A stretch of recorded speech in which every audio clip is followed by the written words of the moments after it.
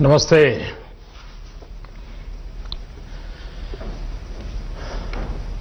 અમદાવાદ અને સુરતના બધા લોકો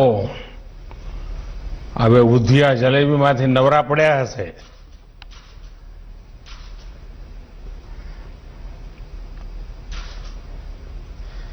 गुजरात के राज्यपाल श्री आचार्य देवव्रत जी, केंद्रीय मंत्रिमंडल में मेरे सहयोगी अमित शाह जी, हरदीप सिंह पुरी जी, गुजरात के मुख्यमंत्री विजय रूपाणी जी, गुजरात सरकार के मंत्रीगण, सांसद और विधायकगण, अहमदाबाद और सूरत के मेरे प्यारे भाई और बहनों, उत्तरायण की शुरुआत में आज अहमदाबाद और सूरत को बहुत ही अहम उपहार मिल रहा है. देश के दो बड़े व्यापारिक केंद्रों अहमदाबाद और सूरत में मेट्रो इन शहरों में कनेक्टिविटी को और मजबूत करने का काम करेगी. कल ही केवड़िया के लिए नए रेल मार्ग और नई ट्रेनों की शुरुआत हुई है. अहमदाबाद से भी आधुनिक जनशताब्दी एक्सप्रेस अब केवड़िया तक जाएगी.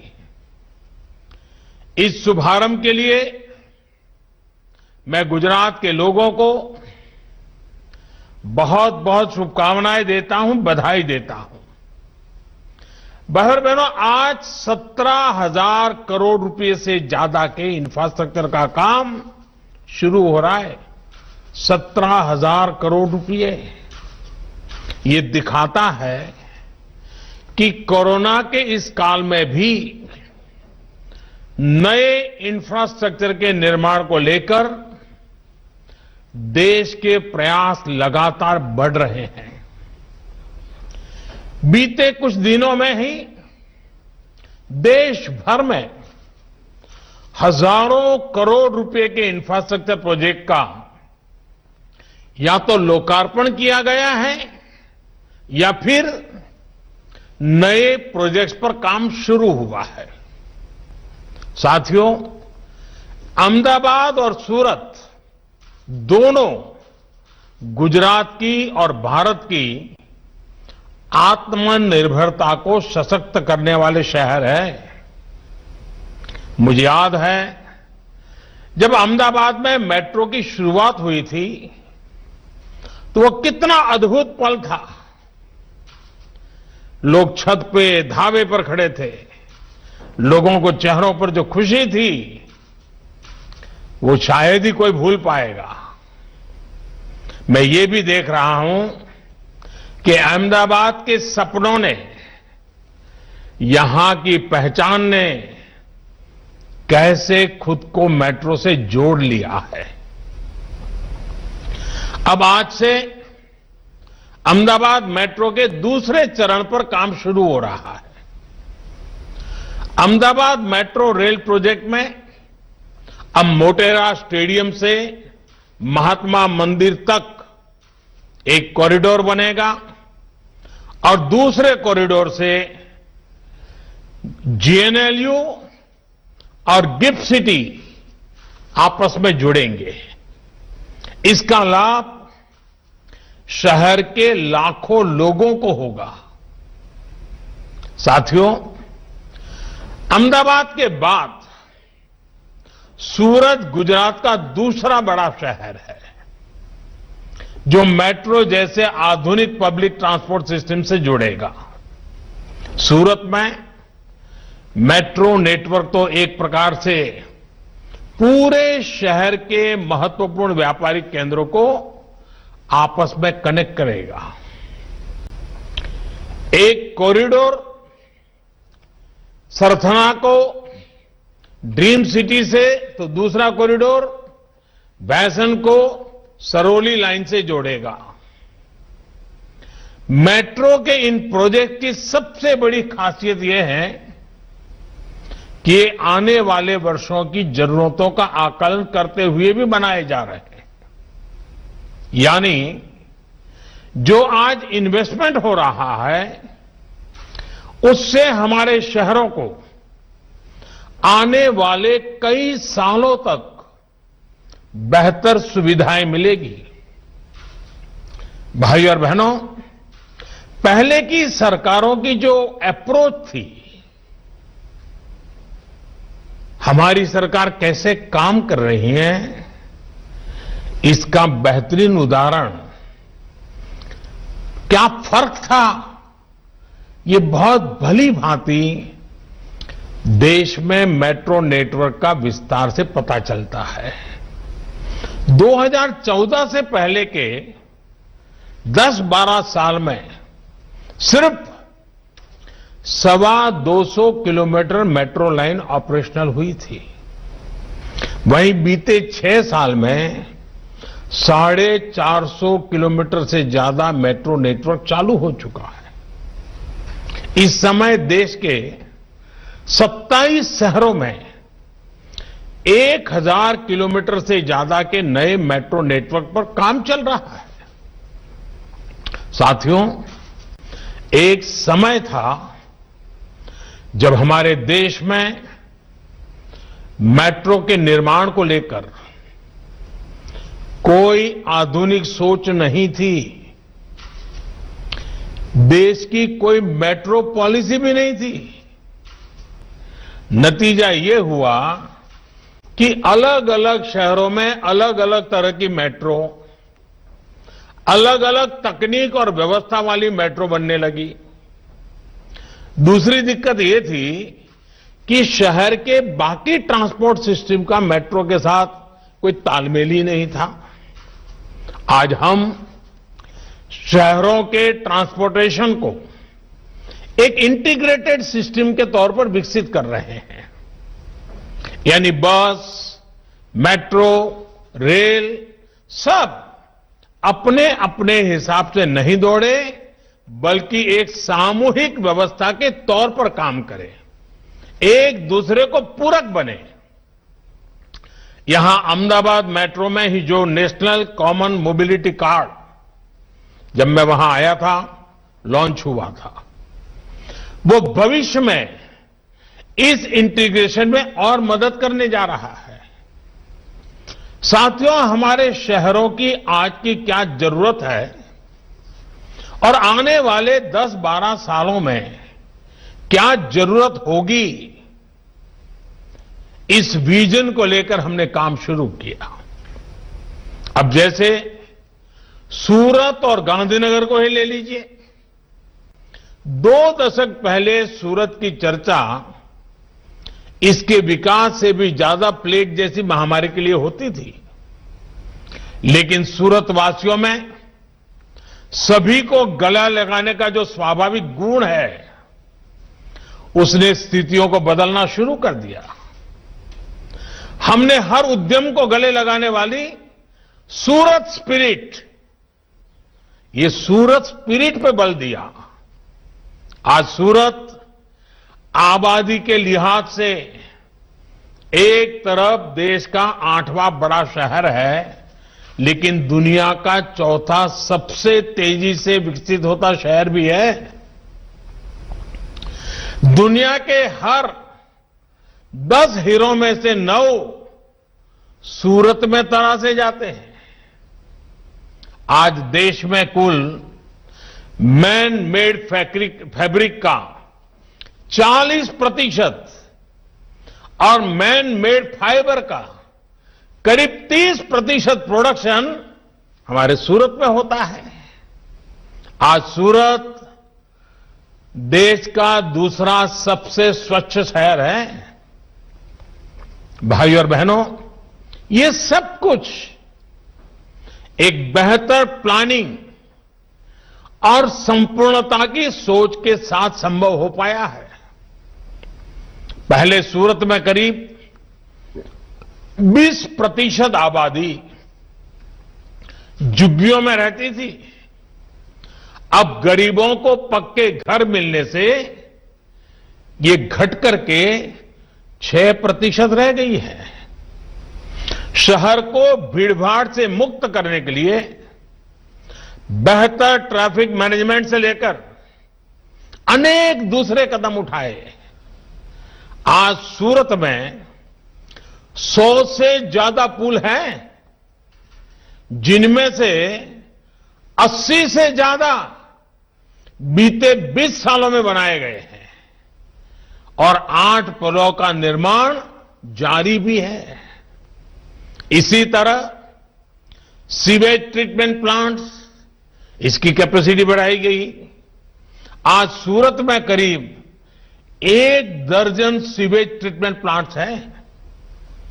सीवेज ट्रीटमेंट से ही सूरत को आज करीब 100 करोड़ रुपए की आय प्राप्त हो रही है। बीते सालों में सूरत में बेहतरीन आधुनिक अस्पतालों का निर्माण किया गया। इन सभी प्रयासों से सूरत में ईज ऑफ लिविंग बेहतर हुई। आज हम देखते हैं कि सूरत एक भारत श्रेष्ठ भारत का कितना बेहतर उदाहरण है। यहां में पूर्वांचल, ओडिशा, झारखंड, पश्चिम बंगाल, नॉर्थ ईस्ट, देश के कोने कोने से अपना भाग्य चमकाने के लिए आए हुए लोग, हमारे उद्यमी लोग, शिस्त और समर्पण के साथ लगे हुए लोग, एक प्रकार से जीता जागता सपनों से भरा हुआ लघु भारत सूरत की धरती पर पनपा है। ये सभी साथी मिलकर सूरत के विकास को नई बुलंदी देने के लिए काम कर रहे हैं। साथियों, इसी तरह गांधीनगर पहले की उसकी पहचान क्या होती थी? ये शहर सरकारी नौकरी करने वालों का, रिटायर्ड लोगों का एक प्रकार से ढीला ढाला सुस्त ऐसा एक क्षेत्र बन गया था। उसको शहर ही नहीं कह सकते। लेकिन पिछले कुछ सालों में हमने गांधीनगर की इस छवि को तेजी से बदलते हुए देखा है। अब जहां कहीं भी जाएंगे, गांधीनगर में आपको युवा दिखेंगे, नौजवान दिखेंगे, सपनों का अंबार दिखेगा। आज गांधीनगर की पहचान है IIT Gandhinagar, Gujarat national law university, national forensic science university, Raksha Shakti university, NIFT. आज गांधीनगर की पहचान है Pandit Deendayal petroleum university, Indian institute of teachers education, Dhirubhai Ambani institute of information and communication technology, national institute of design, बाइसेक्ट। अनगिनत मैं कह सकता हूं। इतने कम समय में भारत का भाग्य गढ़ने वाले लोगों का गढ़ना, निर्माण कार्य गांधीनगर की धरती पे हो रहा है। इन संस्थानों से केवल शिक्षा के क्षेत्र में परिवर्तन नहीं आया, बल्कि इन संस्थानों के साथ साथ कंपनियों के कैंपस भी यहां आना शुरू हुए। गांधीनगर में युवाओं लिए रोजगार के अवसर बढ़े। इसी तरह गांधीनगर में महात्मा मंदिर कॉन्फ्रेंस टूरिज्म को भी बढ़ा रहा है। अब प्रोफेशनल्स, डिप्लोमेट्स, थिंकर्स और लीडर्स यहां आते हैं, कॉन्फ्रेंस करते हैं। इससे शहर को एक नई पहचान भी मिली है और एक नई दिशा भी मिली है। आज गांधीनगर के शिक्षा संस्थानों, आधुनिक रेलवे स्टेशन, गिफ्ट सिटी, ऐसे प्रोजेक्ट्स, इंफ्रा के अनेक आधुनिक प्रोजेक्ट्स, इसने गांधीनगर को जीवंत कर दिया है, एक प्रकार से स्वप्निल शहर बना दिया है। साथियों, गांधीनगर के साथ ही अहमदाबाद में ही ऐसी अनेकों परियोजनाएं हैं जो आज शहर की पहचान बन चुकी है। साबरमती रिवर फ्रंट हो, कांकरिया लेक फ्रंट हो, वाटर एरोड्राम हो, बस रैपिड ट्रांजिट सिस्टम हो, मोटेरा में विश्व का सबसे बड़ा स्टेडियम हो, सरखेज का 6 लेन गांधीनगर हाईवे हो, अनेकों अनेक प्रोजेक्ट्स बीते वर्षों में बने हैं। एक प्रकार से अहमदाबाद की पौराणिकता को बनाए रखते हुए शहर की आधुनिकता का आवरण पहनाया जा रहा है। अहमदाबाद को भारत का पहला वर्ल्ड हेरिटेज सिटी घोषित किया गया है। अब अहमदाबाद के पास धौलेरा में नया एयरपोर्ट भी बनने वाला है। इस एयरपोर्ट को अहमदाबाद से कनेक्ट करने के लिए अहमदाबाद धौलेरा मोनोरेल को भी हाल में स्वीकृति दी जा चुकी है। इसी तरह अहमदाबाद और सूरत को देश की आर्थिक राजधानी मुंबई से जोड़ने वाली बुलेट ट्रेन पर भी काम की प्रगति पर है।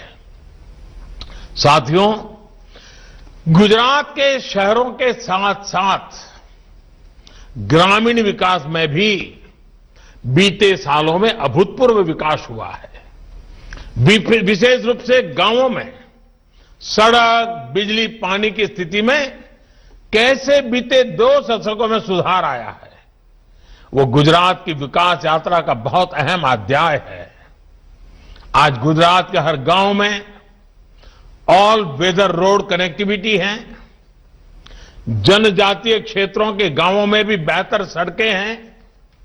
साथियों, हम में से अधिकांश ने वो दौर देखा है जब गुजरात के गांवों तक ट्रेन और टैंकरों से पानी पहुंचाना पड़ता था। आज गुजरात के हर गांव तक पानी पहुंच चुका है।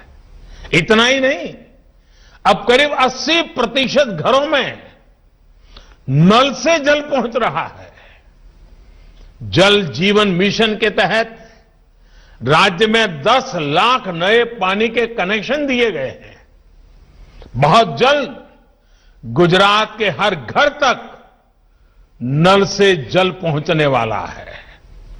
साथियों, सिर्फ पीने का पानी ही नहीं, बल्कि सिंचाई के लिए भी आज गुजरात के उन क्षेत्रों तक पानी पहुंचा है जहां कभी सिंचाई की सुविधा असंभव मानी जाती थी।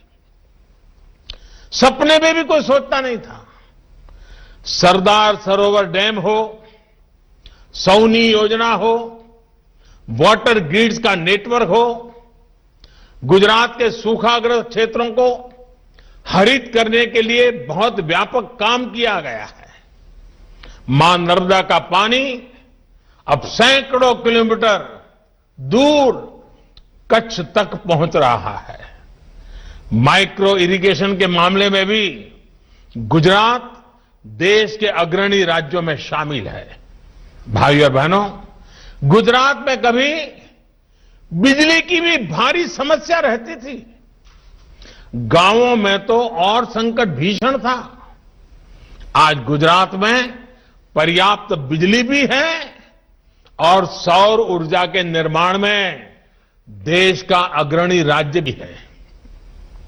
कुछ दिन पहले ही कच्छ में दुनिया के सबसे बड़े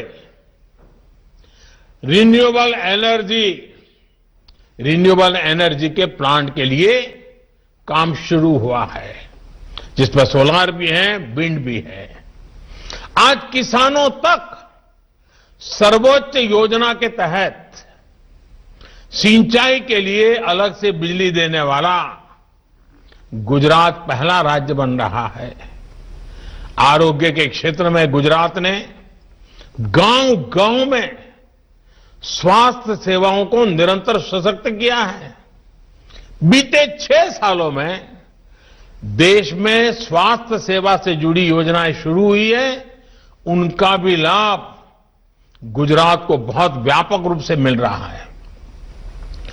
आयुष्मान भारत योजना के तहत गुजरात के 21 लाख लोगों को मुफ्त इलाज मिला है। सस्ती दवाइयां देने वाले 525 से ज्यादा जन औषधि केंद्र आज गुजरात में कार्यरत है। इसमें से लगभग 100 करोड़ रुपए की बचत गुजरात के सामान्य परिवार, खास करके मध्यम वर्ग, निम्न मध्यम वर्ग के परिवार, अगर उनके घर में बीमारी है तो सिर्फ इसके कारण 100 करोड़ रुपए जैसी रकम उनके जेब में बची है। ग्रामीण गरीबों को सस्ते घर दिलवाने में भी गुजरात तेजी से आगे बढ़ रहा है। पीएम आवास योजना ग्रामीण के तहत गुजरात के गांवों में 2.5 लाख से ज्यादा घर बनाए गए हैं। इसी तरह स्वच्छ भारत मिशन के तहत गुजरात के गांवों में 35 लाख से ज्यादा शौचालय का निर्माण हुआ है। गुजरात के गांवों के विकास के लिए कितनी तेजी से काम हो रहा है, इसका एक और उदाहरण है डिजिटल सेवा सेतु। इसके माध्यम से राशन कार्ड, जमीन से जुड़े कागज, पेंशन स्कीम, कई अन्य तरह के सर्टिफिकेट, ऐसी अनेक सेवाएं गांव के लोगों तक पहुंचाई जा रही हैं। ये सेतु पिछले साल अक्टूबर में ही लॉन्च किया गया था, यानी 4-5 महीने पहले, और मुझे बताया गया है कि जल्दी ही ये डिजिटल सेतु 8,000 गांवों तक पहुंचने वाला है। इसके माध्यम से 50 से अधिक सरकारी सेवाएं गांवों के लोगों को तक सीधी पहुंचेंगी। मैं इस कार्य के लिए गुजरात सरकार की पूरी टीम को बहुत बहुत बधाई देता हूं। साथियों, आज भारत आत्मविश्वास के साथ फैसले ले रहा है, उन पर तेजी से अमल भी कर रहा है। आज भारत सिर्फ बड़ा ही नहीं कर रहा है, आज भारत बेहतर भी कर रहा है। आज दुनिया की सबसे बड़ी प्रतिमा भारत में है। आज दुनिया के सबसे बड़ा अफोर्डेबल हाउसिंग प्रोग्राम भारत में चल रहा है। आज दुनिया का सबसे बड़ा हेल्थ केयर एश्योरेंस प्रोग्राम भी भारत में चल रहा है। 6 लाख गांवों को तेज इंटरनेट से जोड़ने का विराट काम भी भारत में ही हो रहा है। और परसों ही कोरोना संक्रमण के विरुद्ध दुनिया का सबसे बड़ा टीकाकरण अभियान भी भारत में ही शुरू हुआ है। यहां गुजरात में ही बीते दिनों 2 ऐसे काम पूरे हुए जिनका मैं विशेष तौर पर जिक्र करना चाहता हूं। यह उदाहरण है कि कैसे तेजी से पूरी होती परियोजनाएं लोगों का जीवन बदल देती है। एक, गोगा और हजीरा के बीच रोपैक्स सेवा, और दूसरी गिरनार रोपवे। साथियों, पिछले साल नवंबर में, यानी 4 महीने पहले, गोगा और हजीरा के बीच से ये रोपैक्स सेवा शुरू होने से सौराष्ट्र और दक्षिण गुजरात दोनों ही क्षेत्रों के लोगों का वर्षों का इंतजार समाप्त हुआ है और वहां के लोगों को इसका बहुत लाभ हो रहा है। इस सेवा से गोगा और हजीरा के बीच सड़क की दूरी 450 किलोमीटर की है, वो समंदर के रास्ते सिर्फ 90 किलोमीटर ही रह गई है। यानी जिस दूरी को तय करने में पहले 10 से 12 घंटे लग जाते थे, अब वो 4-5 घंटे में ही पूरी हो जा रही है। यानी इससे हजारों लोगों का समय बच रहा है, पेट्रोल डीजल पर होने वाला खर्च बच रहा है, सड़क पर चलने वाली गाड़ियां कम होने से प्रदूषण कम करने में भी मदद मिली है। सिर्फ 2 महीने में मुझे जो बताया गया सिर्फ 2 महीने में 50,000 से ज्यादा लोग इस नई सुविधा का लाभ ले चुके हैं। 14,000 से ज्यादा गाड़ियां भी रोपैक्स फेरी से ले जाई गई हैं। सूरत के साथ सौराष्ट्र की इस नई कनेक्टिविटी ने सौराष्ट्र के किसानों और पशुपालकों को फल, सब्जी और दूध सूरत पहुंचाने का आसान मार्ग उपलब्ध कराया है। सड़क के रास्ते पहले फल, सब्जी और दूध ऐसी चीजें खराब हो जाती थी, पहुंचते पहुंचते ही बर्बाद हो जाता था। अब समंदर के रास्ते पशुपालकों और किसानों के उत्पाद और तेजी से शहरों तक पहुंच रहे हैं। वहीं सूरत में व्यापार कारोबार करने वाले साथियों और श्रमिक साथियों के लिए भी आना जाना इस फेरी सेवा से बहुत आसान हो गया है।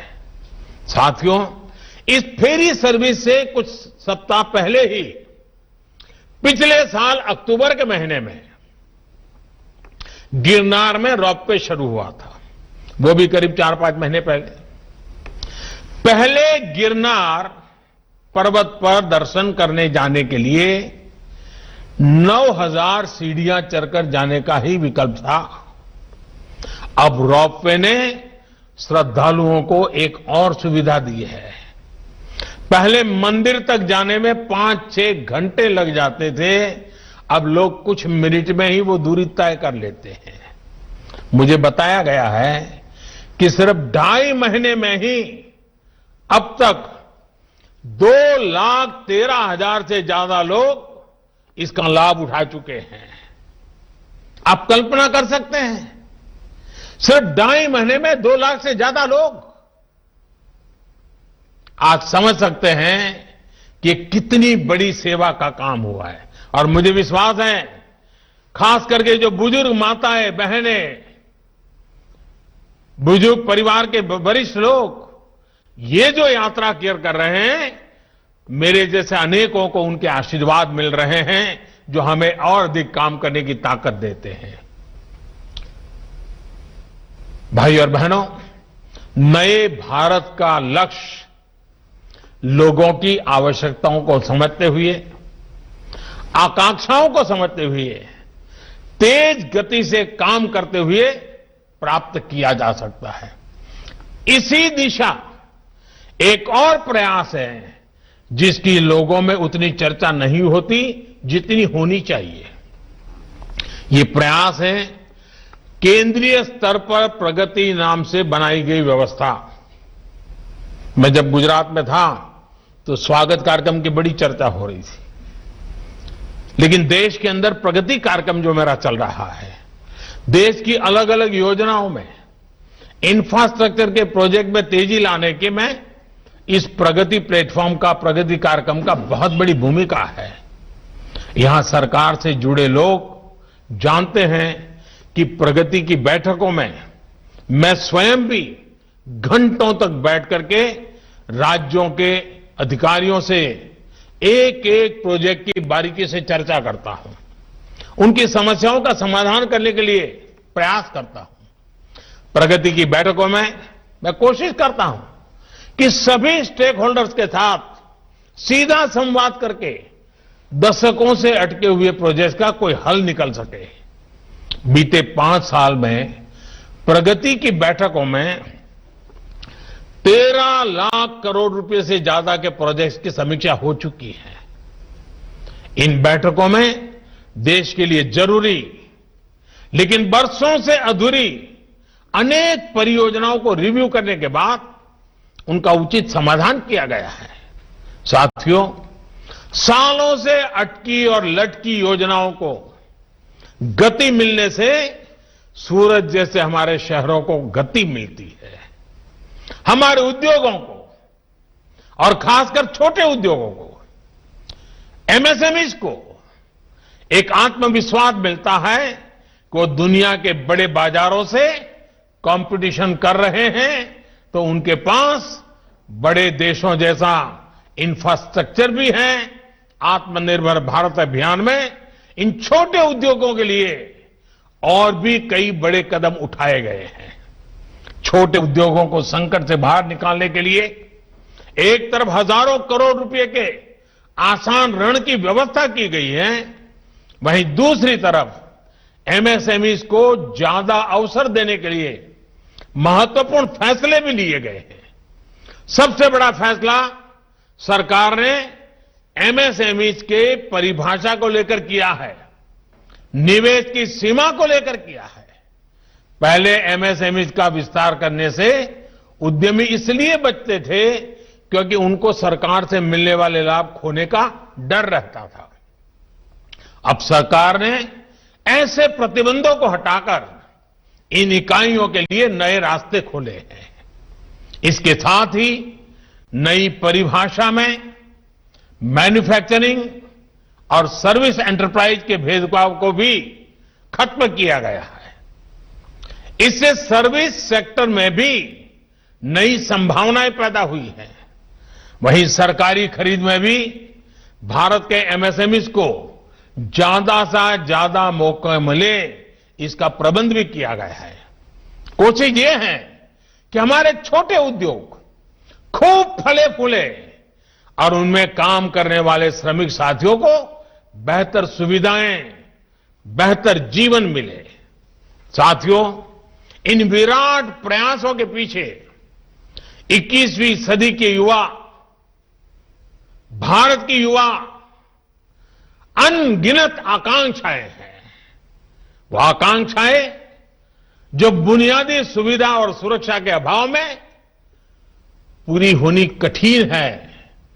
मुझे विश्वास है कि उन कठिनाइयों को दूर करना है, सपनों को सामर्थ्य देना है और संकल्प को सिद्ध करके रहना है। मुझे विश्वास है कि अहमदाबाद और सूरत के ये मेट्रो प्रोजेक्ट इन शहरों के हर साथी की आकांक्षाओं और अपेक्षाओं को पूरा करेंगे। इसी विश्वास के साथ गुजरात के सभी भाइयों बहनों को, खास करके अहमदाबाद और सूरत के नागरिक भाइयों बहनों को मेरी तरफ से बहुत बहुत बधाई है, बहुत बहुत धन्यवाद।